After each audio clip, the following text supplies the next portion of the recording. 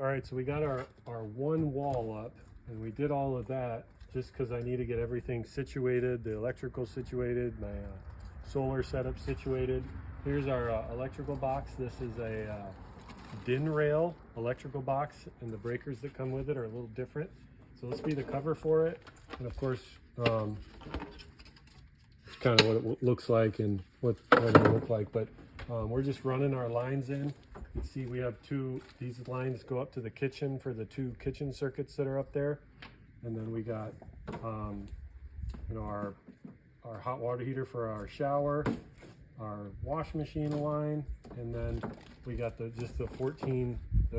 15 amp circuit for our 14 gauge wire. It's just going to go in here, and so we got to wire all of this in. We got some circuits from this side of the bus that need to come under, plunge down here, go under, and then up through a conduit into this, and then we'll have a junction box here for all the circuits on that side of the bus. And then we got this circuit run here. These go to the mini split, and then I have an outlet in the front of the bus by the bus battery, and so that's for those circuits. Eventually I'll extend that other outlet over to the other side of the bus for an exterior plug. So I just got to get these up and in and tied into the box here, just like this conduit is, and so we can then get everything situated, put up the inverter, put our supply line from the inverter into this, and tie all of that together so that we can just fire it up and run our lines. All right, so we got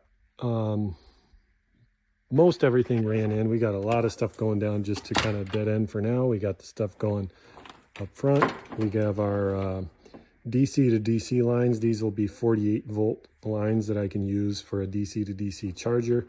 And this will just take the 48 volts from the battery and put it up front to a DC to DC 48 to 12 volt buck that can be used. Or if I don't end up doing that, then they can just be used for something else. So for now, we got these that kind of go over to this side of the bus over here for the circuits over here. And for now, we're just going to go ahead and put some breakers in. I want to see exactly how many I can get in, because I have one circuit up there for the kitchen, and then we have 2, 3, and then this will probably be part of the third over here. So 3 over here, and then 4, 5, 6, 7, 8. So that's it, 8 circuits just in here. I have the AC unit 9 and exterior plugs 10. So I want to see if I can even get 10 into this thing. I sure hope I can, but I'm not even sure how many breakers I have. But we're going to try this out, see what we can fit into this.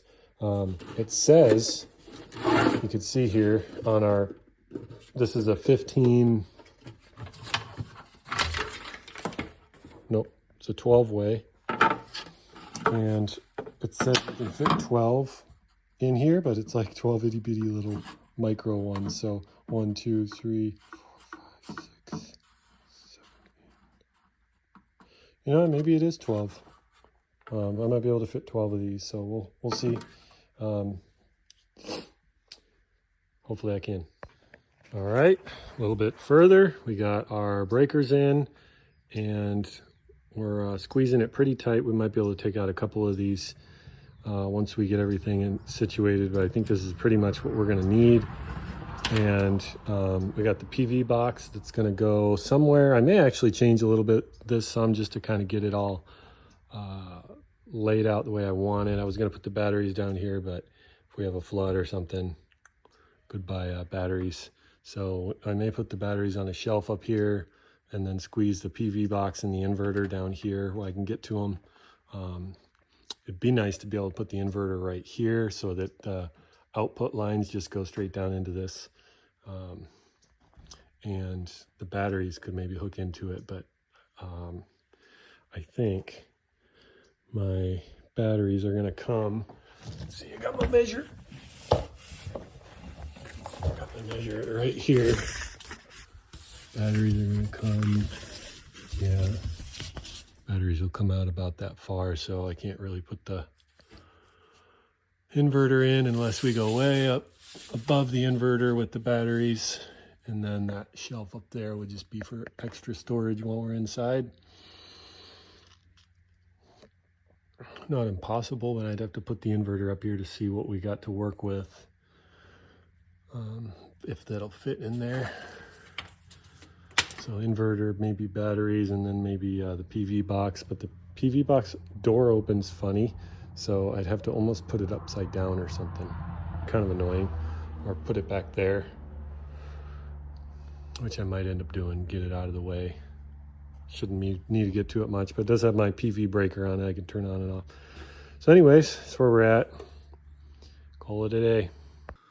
All right, here's it all set up, minus the batteries, of course. I still could put the batteries up top. We'll see. I might just still stick them right down here. PV box has to be mounted upside down for obvious reasons. And then this, of course, be the output from there and into there.